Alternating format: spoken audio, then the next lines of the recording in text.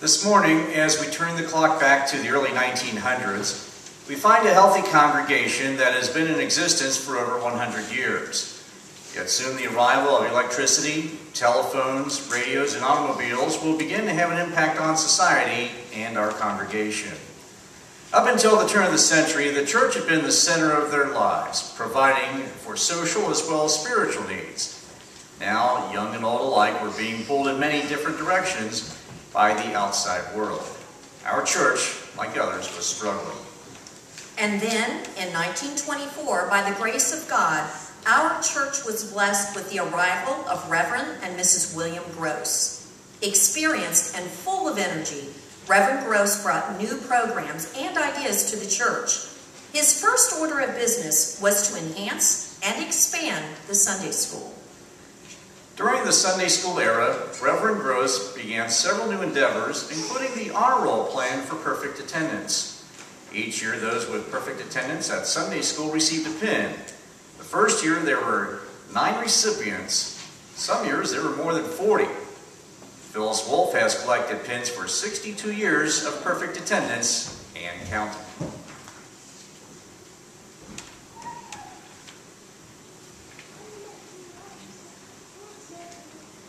See how proud the children are as Phyllis presents their awards. This tradition has existed for 85 years.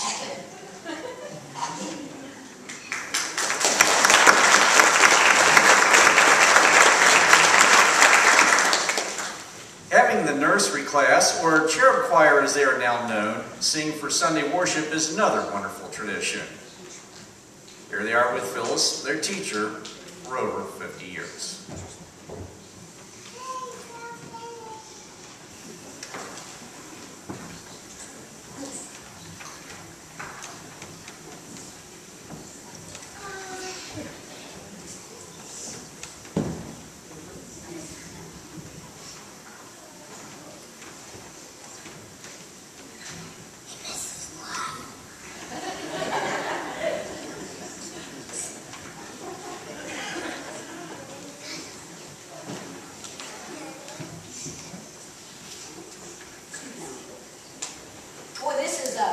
Great thing to have this problem.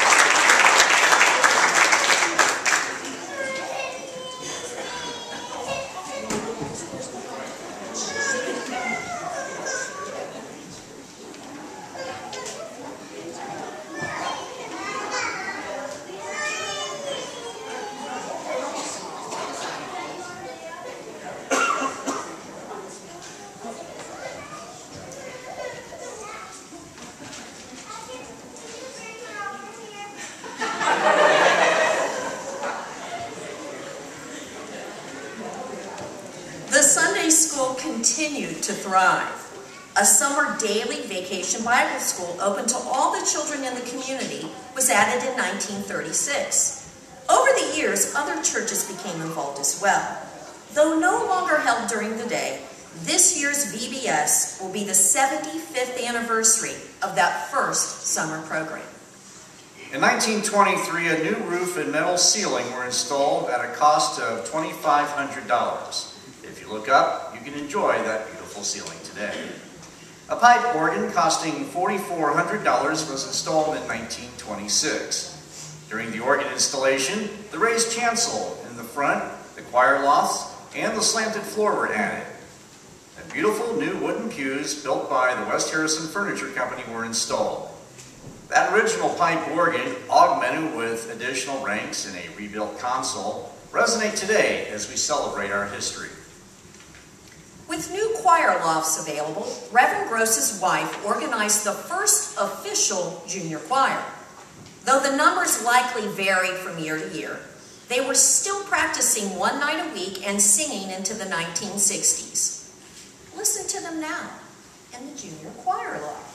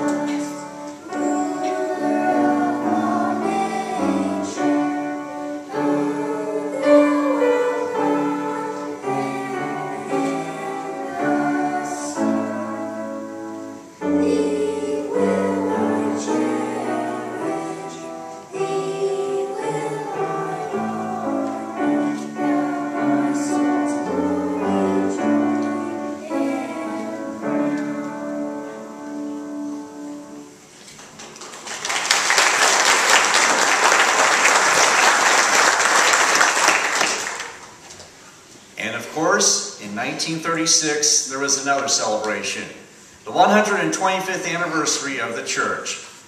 This time, plans were made to celebrate an entire week. Festivities included an elaborate pageant, historical booklet, and of course, special worship services. The fellowship and history of the church continued to grow.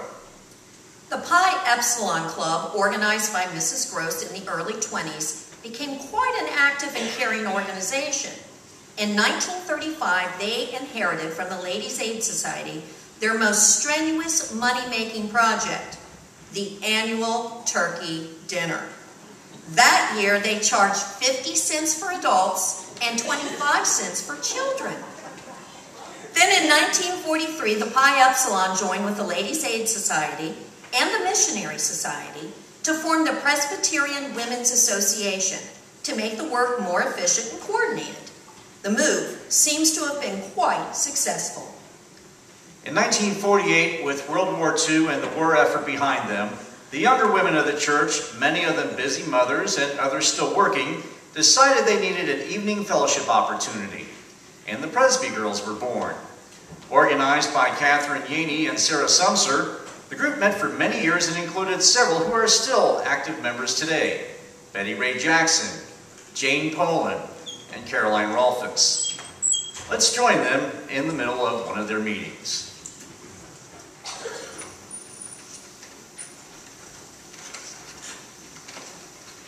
Thank you, Betty Ray, for that wonderful program of devotions. You're welcome.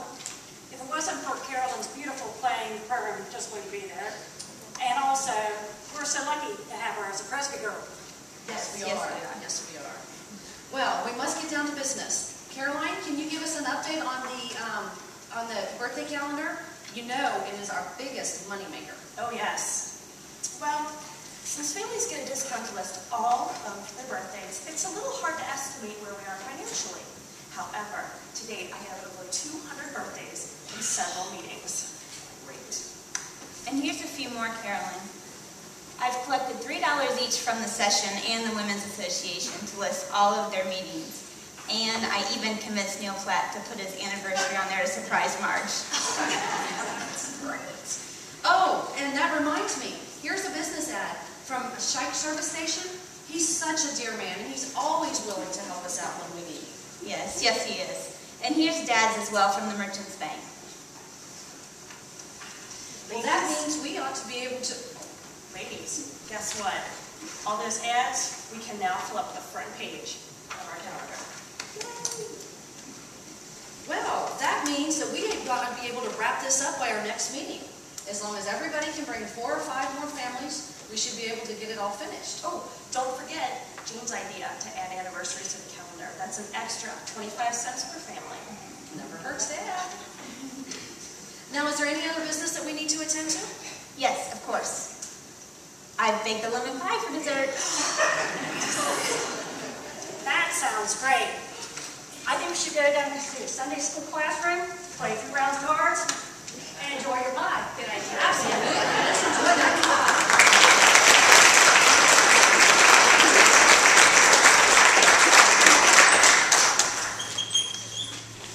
The Sunday school continued to grow. The church was full of young people. Sunday school averaged from 140 to 160 each week. The house next door on Broadway was converted into classrooms. Classes were even held in the sanctuary. The men's class in the back, 2 pews on the north side.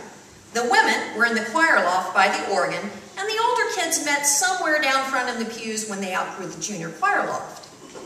The mid-50s saw the formation of a junior high Westminster Youth Fellowship under the leadership of Reverend George Myers. They met most Sunday evenings in the Sunday school area, now Faith Hall. Following devotions, appropriate discussions of current issues in the church were held. The group was quite active and attracted young teens from other denominations as well. And like the Presby girls, they enjoyed social activities too. In fact, I believe they've finished the meeting and along with Reverend Myers are about to enjoy their favorite pastime.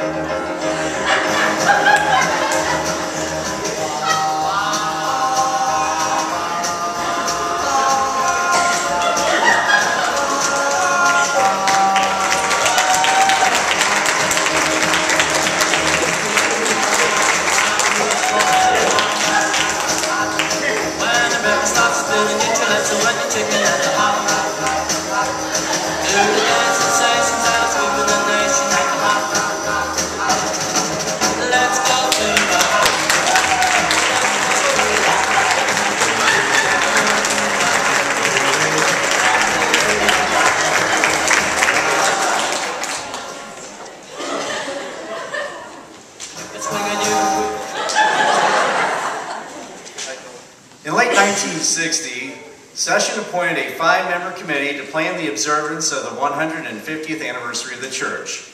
Ably chaired by Elder Mary Tracy, the group consisted of elders and a representative from the high school Westminster Youth Fellowship.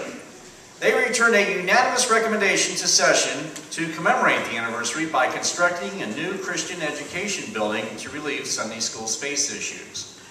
Session agreed to present this proposal to the congregation at the annual meeting.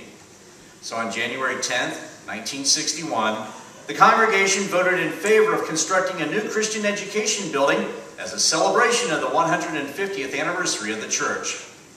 Building plans were started, and over the summer, the existing manse, located next door to the church on Vine Street, was torn down. Then in October 1961, after a series of 3 special anniversary Sunday worship services, a groundbreaking ceremony was held to celebrate the 150th anniversary of the First Presbyterian Church of Harrison, Ohio. The cornerstone was actually laid in 1962, and the building opened a year later in 1963. And the Presbyterian congregation in the Whitewater Valley continued on, always looking to the future.